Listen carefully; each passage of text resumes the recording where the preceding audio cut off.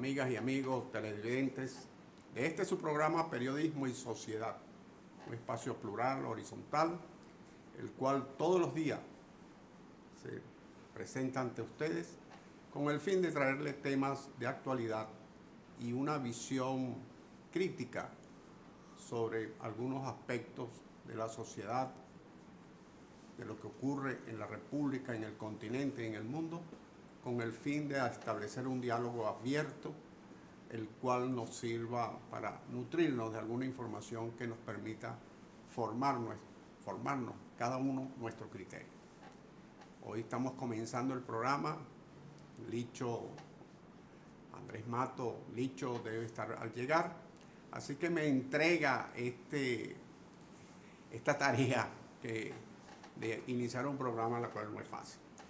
Hoy es 19 de marzo, hoy es un día muy importante para la República Dominicana. Hoy se da el primer encuentro fundamental para la independencia del país. Luego de los sucesos del 27 de febrero, el gobierno de Haití levanta un ejército de alrededor de 30.000 hombres, de los cuales incursionan por la parte sur del país alrededor de 10.000 de ellos, y son enfrentados por un ejército formado por alrededor de 2.500 dominicanos en lo que hoy es la provincia de Azua de Compostela. En esa primera batalla triunfan las armas dominicanas, pero más allá del triunfo militar, triunfa la idea de que sí se podía ser independiente, de que un país que tenía 7, 8, 10 veces más población que la República Dominicana, que tenía una tradición guerrera aquilatada por sus luchas, por su independencia, frente a un país que su milicia había sido fundamentalmente la milicia colonial, constituida para enfrentar piratas y corsarios y ese tipo de maniobras militares. Ese país con ese poder sucumbía en esa primera batalla frente a una decisión de un pueblo por ser libre, ser independiente.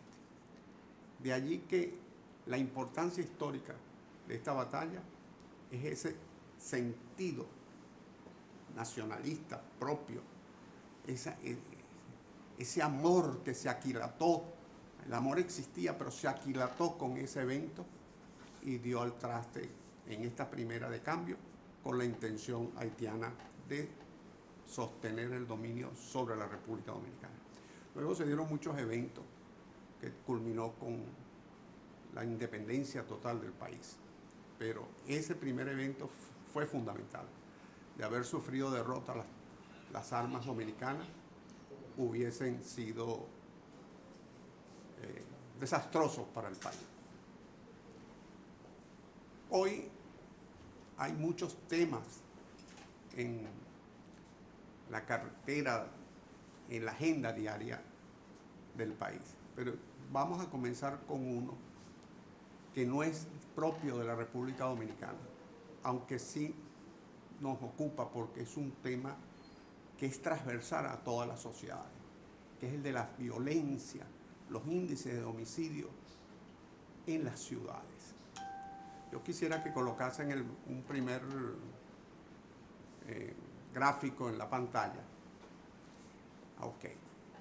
Ese gráfico es el número de homicidios, esa tabla que está allí, es el número de homicidios que ocurren en los países del mundo. O sea, es la cantidad de homicidios que ocurren a lo largo y ancho del planeta. Y si ustedes observan con detenimiento, fíjense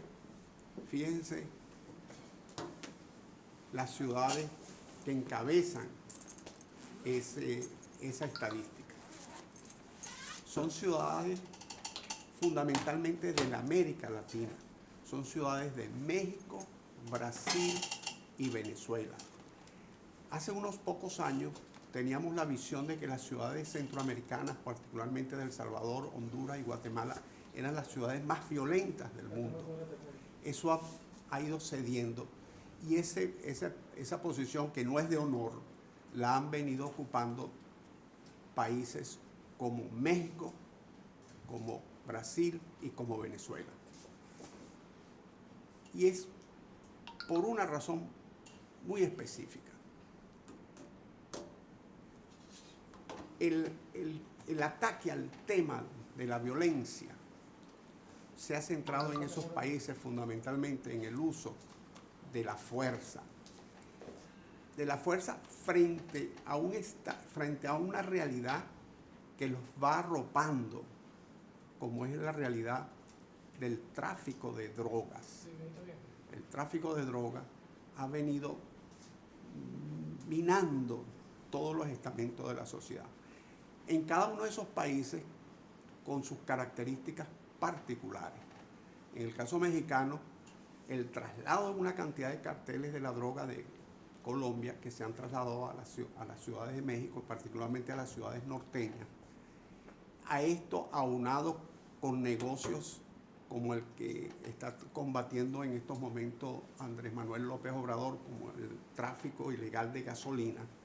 Recuerde que no hace mucho explotó un oleoducto de gasolina en el estado de Hidalgo, producto de la manipulación en el robo de ese combustible, que es muy volátil, y se produjo una explosión que causó la muerte de alrededor de 70 personas. Ese tráfico de gasolina, ese tráfico de droga, esas redes de corrupción que se han formado alrededor de varios negocios ilícitos, ha generado unos niveles de violencia increíbles. Fíjense que en el año 2014, la ciudad más violenta del mundo era San Pedro Sula, en Honduras. Luego en el 2016 pasó a ser Caracas, en Venezuela. Y hoy es Tijuana. Fíjense cómo las ciudades centroamericanas han ido bajando del ranking mundial de la violencia urbana, de los homicidios. Ese dato se contabiliza por la vía de los homicidios por cada 100.000 habitantes. Y cómo las ciudades mexicanas, brasileras y venezolanas han ido ocupando los primeros lugares. ¿Qué ha sucedido? Que las mafias compiten por el control de las ciudades y se ha generado una violencia excesiva en el choque armado entre las bandas en la ciudad de Tijuana, en la ciudad de Caracas, en la ciudad de Natal, en Brasil y en muchas ciudades del continente americano. Ese choque entre las bandas, la policía, el Estado, no ha podido controlarlo. México ahora está utilizando una técnica de fortalecer el Estado central frente o desplazando inclusive las autoridades locales para enfrentar esa medida. Eso lo ha utilizado mucho Brasil, lo utilizó mucho Brasil durante el gobierno de Lula, cuando tomó las favelas con el ejército, y lo ha utilizado en Venezuela creando una Policía Nacional Bolivariana que pretende ayudar o aspira a ayudar a la Guardia Nacional en el ataque a los ilícitos. Pero eso hasta ahora no ha dado resultado. No ha dado resultado. Acaba de llegar don Licho Mato. Estoy entusiasmado y pasmado. Buenos días. Buenos días. Con su análisis numérico de la violencia. Es realmente desastroso. Si usted ve en el primer gráfico, en la primera estadística que se mostró, todos los países, todas las ciudades que están en esa estadística son todas de Hispanoamérica, pero también, a excepción de 2 o 3 ciudades de Sudáfrica. Pero yo le voy a sacar el lado bueno, porque Sí, ese tiene un lado muy bueno. Eso, En el cuadro anterior, pónmelo al favor, el de ese cuadro, que me lo fijen ahí. Usted nota que el cambio de nivel de violencia, de lugar, en el nivel de violencia, del 14 al 18, ha habido un cambio de ciudades. sí, ¿No, verdad? Entonces, tenemos que reconocer que, por ejemplo, las autoridades hondureñas en los últimos 5 años se trazaron un plan con todos los países limítrofes de Centroamérica fue eliminar las bandas, las Zaratrus, ¿cómo que le dicen? Las maras. Las maras. Y la han reducido casi a mínimo. O sea, están mínimas. Ya no, aunque siguen estando, ya los secuestros no son tan notables. A mí me cuentan la gente de El Salvador y de Guatemala que ya han reducido bastante su impacto en la sociedad. No sé si por un problema turístico, si por la imagen. Contrario a eso, usted nota que en los últimos años, las ciudades donde el narco mexicano, el narco ha tenido empoderamiento de las ciudades en México, ha habido un crecimiento de la violencia en esa ciudad, en Acapulco no, en Tijuana. Sobre todo por la lucha entre bandas. ¿Por qué? Pero ¿qué ha pasado? ¿Qué ha pasado? Que las autoridades, oiga eso, mientras el plan de las autoridades en uno es reducir las mafias internas, las bandas internas, en México, en los últimos 2 gobiernos, se acusó de que eran los que estimulaban la actividad del narco. Lo que sucede es que el narcotráfico permea pero cuando tiene la autoridad a su favor es más fácil. Como dirían por ahí, es más peor. Es más peor. Entonces, ¿qué resulta? Que también tiene que reconocerle que hubo un plan. Los gobiernos de Centroamérica se trazaron un plan de pacificar América Central. Y por eso es que el gobierno mexicano se trazó un plan. Y ahora... Pero el de ahora. No, inclusive el anterior. No, porque Peña Nieto lo acusan de ser estimulador del narco, de todo. Él movilizó tropas del Ejército Nacional y particularmente de la Marina de Guerra hacia las zonas de donde había alta incidencia del tráfico de drogas. Ahora López Obrador está creando una Guardia Nacional. Entonces, ¿cuál es el punto? Que la Guardia Nacional o cualquier acción político-militar centralizada, sobre todo un país con alta cultura de descentralización como es México. No se olvide que México es un país federal. Que es el gobierno, con las gobernaciones muy independientes. Y las alcaldías muy más independientes. El gobierno federal realmente nombra pocos empleados en el gobierno con respecto a la suma que nombra los estados y los municipios. Y los estados y los municipios tienen fuentes de ingresos muy bien definidas y en muchos casos muy cuantiosas. Ahora, cuando tú nombras un poder militar, político, militar centralizado, ya interviene, de seguro que va a bajar pronto los índices delictivos. Pero eso crea, al mismo tiempo, si esa presencia del Estado central no se complementa con una política de fortalecer la presencia de lo que tú en ese momento estás reduciendo, que son los estados municipales y el estado regional, la fuerza de la gobernación y la fuerza de la política municipal con respecto a la seguridad, tú no puedes mantener por mucho tiempo esa presencia centralizada y tiende a crear más bien vacíos de poder. Eso ha ocurrido en muchas ciudades del mundo. Entonces, eso no significa que es malo lo que se está haciendo. No.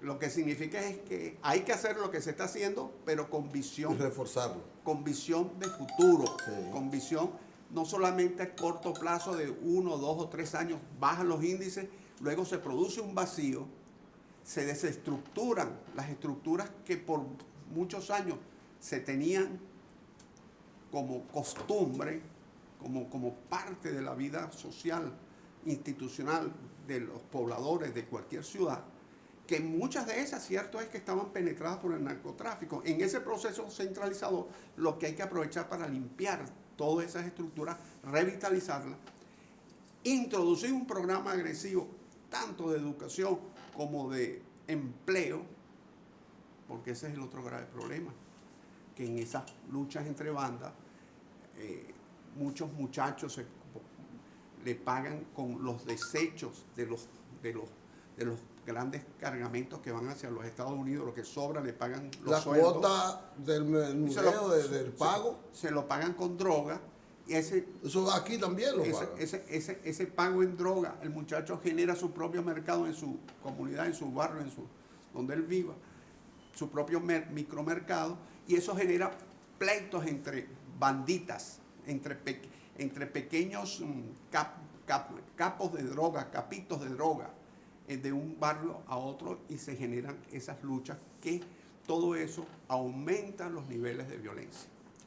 Eso tiene que ver, repito, con la planificación de los gobiernos, de las autoridades. Claro. Y yo personalmente creo que ha habido un avance en Centroamérica en eso. Una disposición. No, pero es que se ven las estadísticas. El mismo México que ahora usted dice que el auge del narco entre la frontera de Estados Unidos y México tiene que ver con la complicidad de la justicia mexicana, de la Marina norteamericana, americana, de los americanos. Claro, porque no pasa a Estados Unidos si no hay una complicidad ahí. Y ahí están los compradores. Y los compradores están esperando ahí. Yo he visto esta semana 3 series que son retratos de la realidad, donde personalidades públicas sirven de mula, donde personas envejecientes son mulas porque tienen un trato especial, y niños de menores de edad son mulas, y hasta deportistas de mucho nivel, mulas. La reducción del comercio de la droga, de los carteles de la droga en Colombia, que se mudaron muchos para México también. Sí. Esa organización mafiosa muy bien estructurada, que llegó un momento dado a competir con el Estado. Pero esa mudanza de Colombia a México tuvo mucho que ver con la estrategia del gobierno de reducir el impacto de la guerrilla. Claro, el impacto. ¿Me entiende? Sí, pero fíjese que la producción de drogas sigue en Colombia. Sigue en todos los lugares. Lo que han hecho es eliminar esa macroestructura comercial que se ha pasado al norte de México, y buscan llevar esa droga hacia México para pasarla a los Estados Unidos, o pasarla directamente vía Venezuela hacia los Estados Unidos o hacia estas islas, y de estas islas sirven de transporte hacia los Estados Unidos. El caso de Brasil es distinto, porque el caso de Brasil ha sido más un caso de favelas, de esa pobreza multiplicada en esos barrios de Sao Paulo, Río de Janeiro, que son inmensas se habla de decenas de millones de familias, de personas involucradas en eso. O sea, por la pobreza. Que ahí entonces... Sobre todo en la parte noreste de Haití. De Brasil. Entonces, esa situación de pobreza, de precariedad, gente que está viendo una sociedad opulenta en la calle, de buenos vehículos, de fiestas, de gente con buena ropa, de buenos restaurantes, lo está viendo por la televisión, lo está viendo cuando transita por las calles principales de Río de Janeiro, Sao Paulo, está palpando ese derroche de riqueza, esa imprudencia, ese consumismo, y entonces eso genera una angustia existencial. Y ansiedad. Y una ansiedad terrible. Entonces, ahí Y entonces viene la decisión de buscar su mejoría a través de... En esos barrios trafican con droga, en esos barrios trafican con sexo, en esos barrios trafican con secuestro, hacen de todo. Venta de productos robados, que roban a las personas, a las viviendas, se convierten esas zonas en impenetrables. Entonces, en Brasil ha sido multifacética, quizás el producto de la violencia. Todo eso genera las luchas entre bandas y generan muertes entre ellos y muertes entre la policía y los delincuentes. 1/3 de las muertes en Venezuela son productos de enfrentamientos entre los cuerpos del Estado de seguridad y las bandas. 1/3 de las muertes. O sea, 2/3 son o atracadores que matan a accidentes. No, muertes violentas, homicidio. Estamos hablando de homicidio. De homicidio. Homicidio. 1/3 son productos de muertes entre enfrentamientos entre fuerzas del Estado y delincuentes.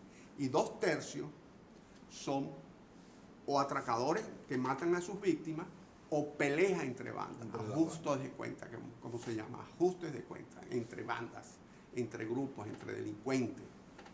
O sea, cuando usted observa que las 2/3 partes de esos homicidios... Que es una lucha por territorio, por mercado, ¿sí? O una lucha hasta por calidad de la mercancía. O que usted va transitando por allí y lo atracan, y muchas veces lo atracan y dicen, bueno, usted no tiene dinero, no tiene una joya, usted no tiene derecho a vivir. Y algo sádico, sanguinario. Sí. Eso ha ocurrido mucho. Hemos sacrificado este tiempo por usted y no tenemos beneficio. Está. Sí, sí. Es así. Eso ha ocurrido en muchas oportunidades. Mire, Isidro, tenemos que ir a una pausa ahora y entonces vamos a venir con el tema, con otro tema si usted tiene, o si no continuamos con este, si usted quiere desmenuzar más en esa parte. Vamos a la pausa. Vamos a la pausa. Y saludo para mi amigo y colega Andrés de Bo, Belkis Andújar. Hola, mi querida, es amiga suya, Belkis. Sí. Y también para Sora Mantina Delgado, la jefa de las enfermeras, distinguidísima amiga, vecina, querida compañera.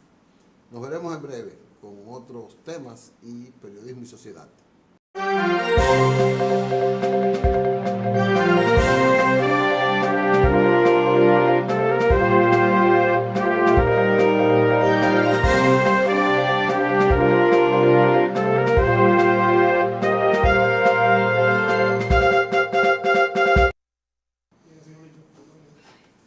Bueno, regresamos con ustedes. Se integran a este comentario importante dos buenos amigos.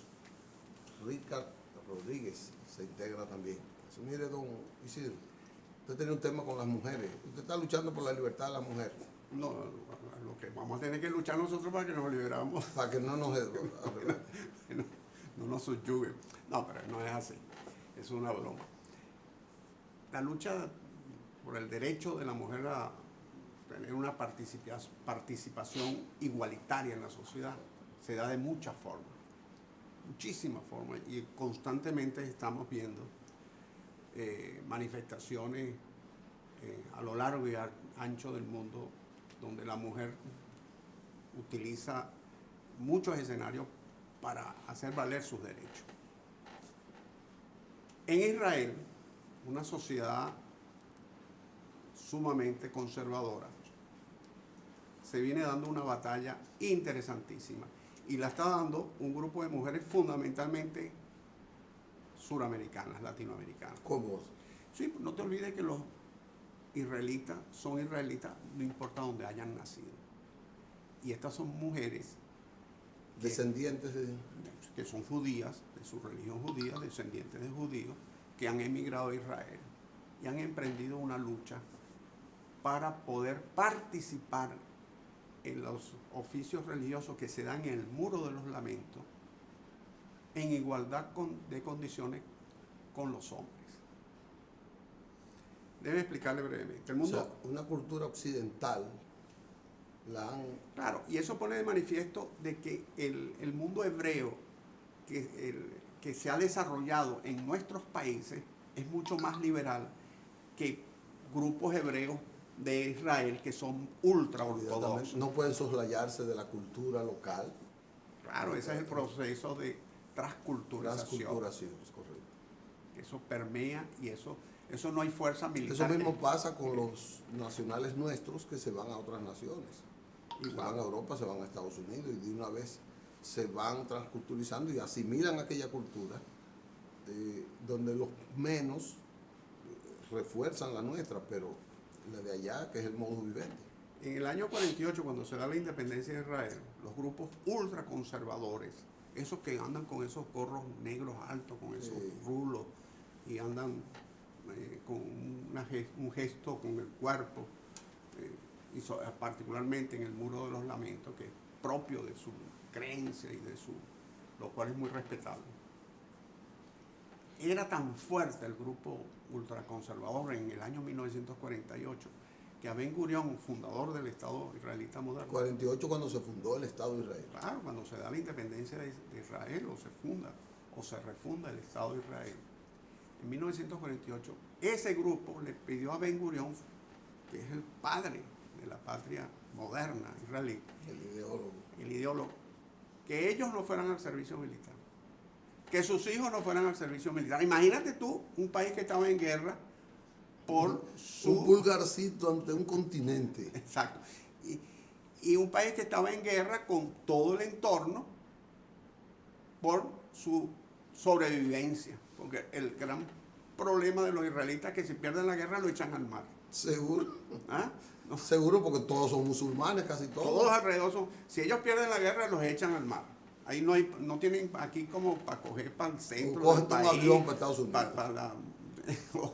No, aquí casi lo mismo sería, ¿no? Pero aquí hay territorio y se van para el centro del país. Lo que Y usted ahí quiera. no hay. Ahí no hay. Ahí pierden la guerra, para el mar.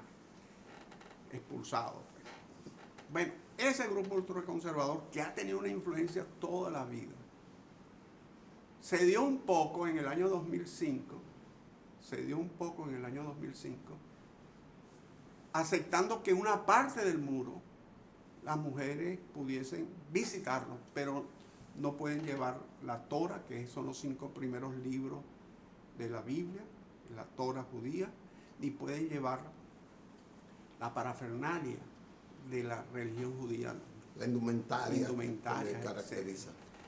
Permitieron que un sector, y separado, con una valla donde las mujeres no podían ver a los hombres. La sociedad ha ido dando su vuelta. Eso es hasta hace 15 años, 20 años. En 2005 se permitió esa valla y ese sector. Esa valla y ese sector. Poco a poco las mujeres han ido bregando, porque ellas lo que plantean, que ellas tienen el mismo derecho que un hombre, Sí. de ser rabinas, como los rabinos, Seguro. el mismo derecho, y que pueden participar en actividades religiosas conjuntas con los hombres, no separadas de los hombres por aquí y las mujeres por allá, no, en conjunto. Y se fue creando en Israel un grupo de mujeres y hombres, liderada por esta rabina paraguaya, de nacionalidad, de origen paraguayo, es israelita, porque ellos todos son hebreos, de nacionalidad paraguaya. Fue creando un movimiento que en una esquinita medio escondida van hombres y mujeres a participar de oficios religiosos, van con la Torah, con los libros de la Torah y con las indumentarias propias del ejercicio religioso del judaísmo. Esto, por supuesto, ha generado pleitos, le tiran piedra, todo un acontecimiento. Lo cierto es que el gobierno ha comenzado a tomar cartas en el asunto. Este gobierno de Netanyahu ha venido liberalizando mucho la sociedad. Abriendo. Tú sabes que en Israel las guaguas el viernes a las 5 o 6 de la tarde no circulan hasta el sábado en la tarde. Hasta el sábado en la tarde. Porque guardan el sábado, el sábado. Entonces no hay una guagua. Y de noche allá no se circula. No hay una guagua. Pero a mí me extraña mucho porque Israel tuvo una primer ministro que fue muy fuerte. Sí, pero muy Hilda Mer. Sí, pero el control, la fuerza de los grupos ultraconservadores le ha dado la posibilidad de gobernar a muchas personas. Es que el tema aquí se confunde quizás más con la cuestión, más que por mujeres, sí, por mujeres, pero es la cuestión religiosa, que son los hombres y los rabinos. Sí. Y tienen que ser los ultraortodoxos. La supremacía debe estar ahí entre esos. ¿Me explico? Entonces, el gobierno de Netanyahu ha ido abriendo, ahora está exigiendo en una reforma de la ley que los rabinos y el grupo religioso ultraconservador tiene que ir al servicio militar obligatorio, porque en Israel hay musulmanes, viven musulmanes, y esos musulmanes van al ejército israelita. Seguro. Y sirven en el ejército israelita. Y hay católicos, aunque cristianos. no comulguen la religión judía. No, porque es un tema de patria, de territorio. Y hay católicos y cristianos que viven allí y van y asisten a su servicio militar obligatorio, lo cumplen, lo ejercen. Y entonces estos ortodoxos no. Entonces Netanyahu está introduciendo proyecto de ley para que todo el mundo Que esa casta deje de ser un privilegio. feudo cerrado y que tuviera la coraza de la misma sociedad y del mismo Estado para todos los privilegios mientras no se sacrifica. Y puede terminar ese movimiento. Eso terminó con los zares, ya después de los zares no se veía eso. No, y en muchos países del mundo esas diferencias sociales Fueron abolidas. por lo menos en el término de las leyes fueron abolidas. Después las costumbres han ido cediendo. El mismo mundo árabe se está liberalizando. Claro, no es lo mismo los árabes de Marruecos, del Magreb, lo que llaman el Magreb, lo que es Marruecos, que Túnez, Argelia, que Arabia Saudita, que los persas, que no son árabes, ojo, porque realmente persas son persas, los turcos, los árabes son los de la península arábiga y los del Magreb son Magreb o moros, se llaman moros. Son moros. Exacto. Son racialmente o étnicamente son distintos, pero todos los une la religión islamita. Los une Abraham. Bueno, al final nos une a todo Abraham. Mire, oiga lo que le voy a decir. Estas mujeres que están dispersas por el mundo, desarrollando una cultura y desarrollando una lucha política hacia Israel, están cada vez tomando más fuerza. Claro. Ya en Estados Unidos, que no se había visto, hay una, creo que es en New Yo no sé Jersey. si colocaron las fotos del Muro de los Lamentos y de las mujeres peleando en el Muro de los Usted lo Lamentos. trajo ahí. Sí, yo les coloqué un par de Bueno, fotografías. en Estados Unidos ya hay judías que están aspirando a cargos políticos, lo cual no era habitual. Allá habían judíos que aspiraban. Sí, al Congreso. Alcalde, al Congreso, Oye, al Congreso. pero mujeres no. Los judíos norteamericanos han tenido un monopolio. Son los dueños de la economía del este de Estados Unidos. ¿no? Y del derecho y de la medicina. Sí. Sí. No es que todos los médicos en los Estados Unidos son judíos. Son judíos, no. pero las grandes clínicas y los grandes centros de investigación porque son de negocios. son de judíos. Y los judíos lo que son es fuertes en la implementación de negocios, en el emprendedurismo, allá en Estados Unidos. Entonces ellos están manejando una economía. Hay estados donde el 70% de los votantes son judíos. Sí. Eso te indica de que el mundo, a pesar de los pesares, de lo que digan y de los choques de civilización, que yo no creo mucho en esa palabra, pero bueno, es el cliché que está vuelto por allí, el mundo a lo interno va dando cambios a favor de la igualdad, a favor de una sociedad más justa, más horizontal, más participativa. Y esos países, más tarde que temprano o más temprano que tarde, no sé, tendrán que asimilar modos más horizontales. Fíjense lo que está ocurriendo en Arabia Saudita, que ahora van a permitir como un gran avance a las mujeres conducir. Con un gran avance. ¿Ah? Un gran avance. Pero nos da risa a nosotros, pero para ellos es un gran avance. Para ellos un gran logro. Un gran logro. Sí.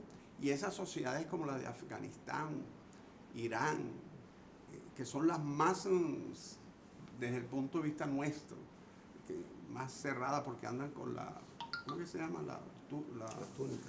Sí, esa túnica que las cubre todo, que apenas pueden ver. Eso irá cambiando poco a poco. Pero una demostración... Ya ha cambiado. Hay mucha gente que ya tiene, aunque no tiene la cara. En estos días vi un reportaje de una cantidad de muchachas jóvenes iraníes que van a Europa y apenas se bajan en el aeropuerto de Europa se quitan todo, se ponen minifaldas, van a discoteca y todo, y luego se montan en su avión y vuelven otra vez a su cosa. Entonces, claro, eso lo puede hacer quizás una clase media alta o clase media alta y personas con mucha influencia. Pero eso al mismo tiempo va generando a lo interno. Porque eso se está transmitiendo a lo interno y está revolucionando a lo interno y está reclamando espacios a lo interno.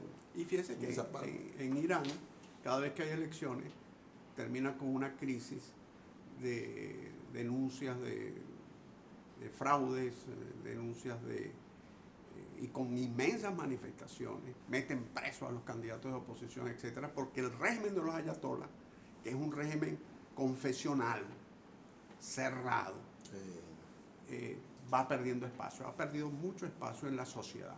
Mantiene las instituciones, mantiene las Fuerzas Armadas, mantiene el poder ejecutivo, legislativo, judicial, etcétera, pero en la sociedad está perdiendo. Ha perdido mucho espacio. Y sobre todo, porque usted recuerda cuando los ayatolás asumieron el control, allá se esperaba un cambio también, porque era Claro, un avance. Reza Pahlavi, que era el Shah de Irán. El Shah de Irán era más cerrado.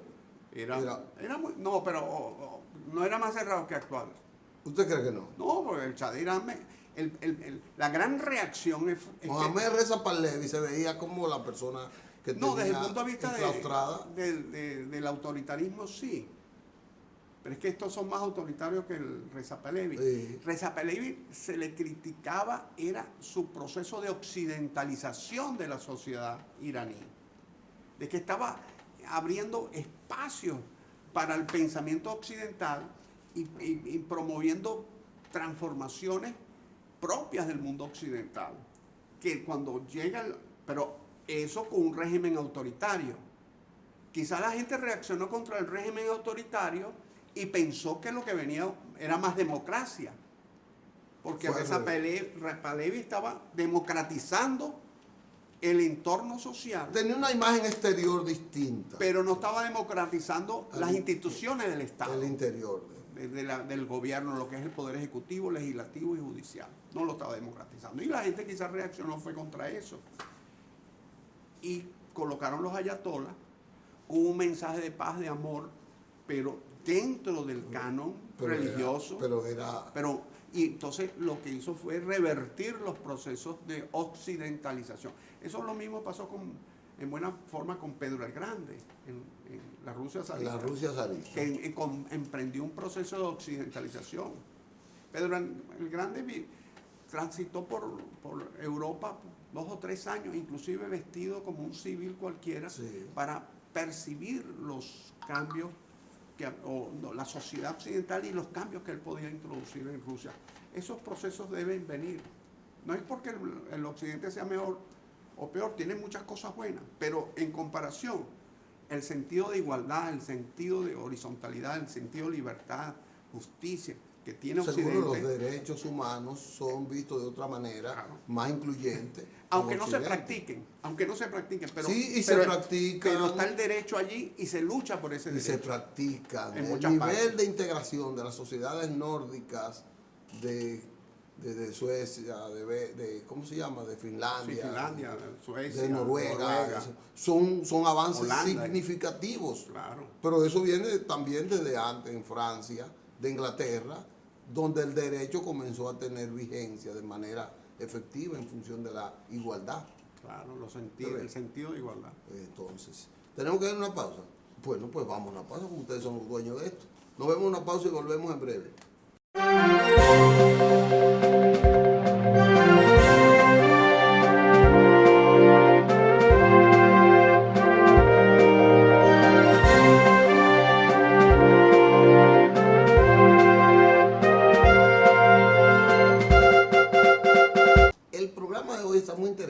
Muy interesante, de manera cultural, de manera informativa y de manera política, noticiosa, de manera de aumentar nuestra formación.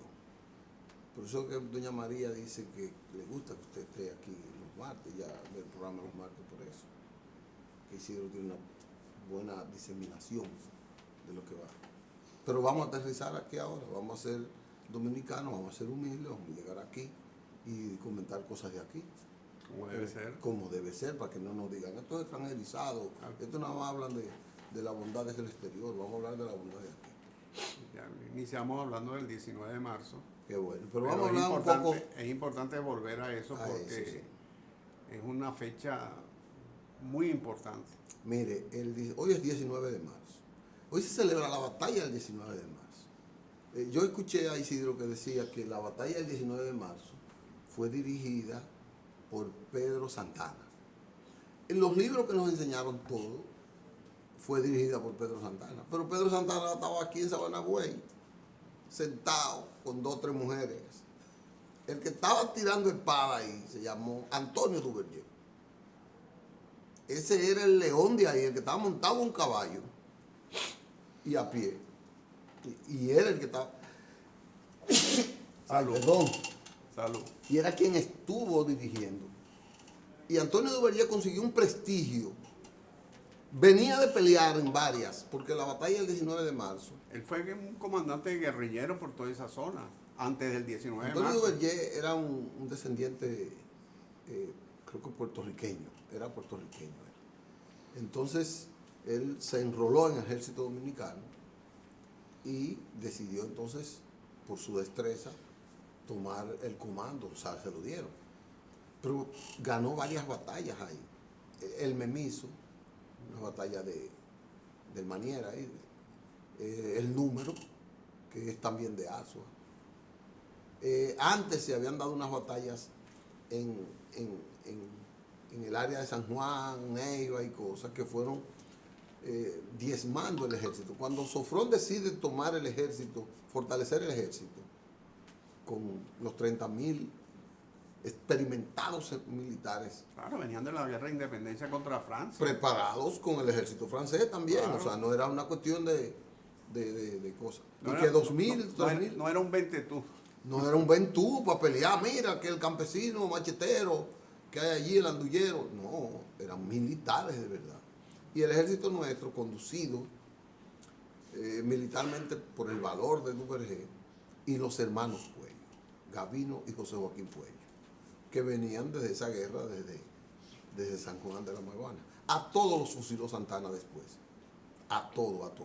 O sea, ese grupo que consolidó la independencia militar en el 44. Fue fumigado. Totalmente.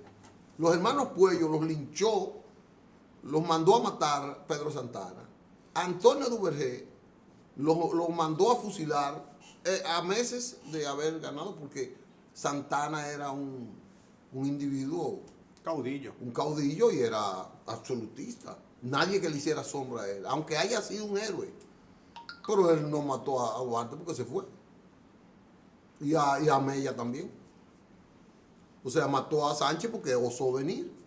Y la familia. Santana era un terrible troglodita, ¿qué le dice? Sí, troglodita. Era un individuo que no era patriota. Primero era que él no era patriota. Sí, él luchó contra Haití. No, él luchó contra Haití. No por la independencia. Era anti-haitiano, pero no era independentista porque la anexó 2 veces. Sí, no, es que él no estaba en su espíritu. Él no estaba en su espíritu y él pertenecía a ese glamour de sangre azul. Y él, su idea era de que esta parte de la isla fuera parte de España. Y yo lo digo porque, igual que la del 30 de marzo, con José María Inver, con Fernando Valerio y con todos esos generales que se destacaron en el Cibao, en el sur no fue Santana la mejor espada. Fueron esos, los hermanos Puello, fueron los Duvergé y ese grupo de sin nombre que hay en esas 3 o 4 batallas que se dieron de manera violenta, sobre todo esa 19 de marzo, que fue la última. Ahora, lo heroico de todo esto es ese grupo de esos 2.500 hombres que, sabiendo que tenían un ejército de 10.000 enfrente, avesado, experimentado, tener valor y un sentido del amor por su pedazo de tierra, por su terruño. Correcto. Que los llevó a enfrentarse a ese coloso, porque indiscutiblemente la fuerza era desigual y quizás en armamento no era tampoco pareja. No, al contrario, pero la ventaja de aquí era que la de aquí conocían más el terreno. Claro, la topografía. La topografía era más dominada por ellos. Yo quiero también, o sea, darle ese reconocimiento. Yo no estoy hablando nada en contra de Santana. Yo estoy diciendo lo que yo entiendo que es la verdad histórica. Y que desgraciadamente a Santana lo tienen en el Panteón Nacional, pero a los que pelearon en la guerra no lo tienen en el Panteón Nacional. A los verdaderos revolucionarios, guerrilleros, independentistas, no los tienen ahí. Pero porque la clase conservadora, cuando el doctor Balaguer decidió llevar a Santana para seguir pensando en el entreguismo. Sí, lo que sucede es que... porque hay que ver que el doctor Balaguer, que en paz descanse, el doctor Balaguer fue puesto por los americanos, fue puesto presidente por una tropa extranjera. ¿Ve? Cuando nosotros decíamos coja un yanqui, ellos decían Balaguer 4 más. Hay que ver ese proceso histórico también a la luz, no es lo único, la única razón, pero es una razón, a la luz de la lucha que existía en ese momento en toda Hispanoamérica y en Europa. Correcto. Entre el liberalismo y el realismo. Exacto. Porque la independencia de Hispanoamérica se da bajo la bandera liberal. Del liberalismo. Del liberalismo. Y liberalismo implicaba... esa expansión de esas ideas liberales, esas ideas de derechos. Sí, de derechos humanos, de libertad, igualdad, De fraternidad. institucionalización de los la estados. Claro, toda la idea de Montesquieu, la libertad, igualdad, fraternidad francesa, etc. Toda esa idea la tomaron los hombres como Bolívar, Miranda, Sucre, San Martín, O'Higgins, Nariño, Santander, etc. Muchos peruanos también. Nariño es un hombre poco conocido. Bueno, porque los colombianos no le dan. Bueno, vamos a hacer un día un programa sobre Nariño. Sí, yo me creo gustaría. que es un hombre importante. Muy importante. Y hay un hombre, Sea, de apellido Sea, que fue presidente del Congreso Anfictiónico de Angostura, que creó la Gran Colombia, que era un verdadero intelectual colombiano. En esa época no se decía colombiano, se decía neogranadino. Neogranadino. Claro, porque la Gran Colombia es una confederación. Sí, pero nunca existió la Gran Colombia, fue Colombia. Colombia se crea en 1819 en el Congreso de Angostura. Ojo, todo el norte del Orinoco y todo lo que hoy en día es Colombia, Ecuador y Panamá estaba bajo dominio español. Sí. No, dominio realista. Y Bolívar allá en Angostura, un pueblito frente al Orinoco, crea ese inmenso país que no dominaba. Y entonces luego va por el sur, cruza los Andes y a la batalla de Boyacá y comienza la liberación. Primero libera pero la unión era Cundinamarca o Nueva Granada, Quito, Guayaquil, y Panamá no, Panamá era parte de esa Nueva Granada, no existía como tal, existía como geografía, exacto, pero como parte de la Nueva Granada. No, porque era pequeño, no se entendía la importancia del istmo. No era una capitanía general como era Venezuela, una capitanía general dependiente de la Nueva Granada. Seguro. Pero entonces, hoy los historiadores, como luego la Nueva Granada, cuando se separan los países, primero se llamó Cundinamarca, creo, luego Nueva Granada, o primero Nueva Granada, luego Cundinamarca, y después se cambiaron el nombre de Colombia.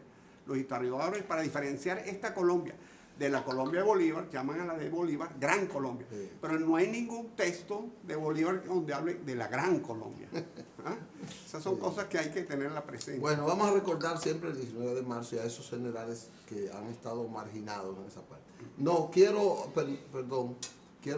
anunciar que el presidente Hipólito Mejía tiene esta tarde a las 5 una conferencia en la Universidad UTESA de Mao a las 5 de la tarde y que me está esperando Rafael y Ignacio allá, que quieren que nosotros le demos esa ponderación a esa conferencia del presidente Hipólito Mejía en Mao a las 5. ¿Cómo va esa campaña? No, él no va en campaña, él va a exponer problemas de la sociedad.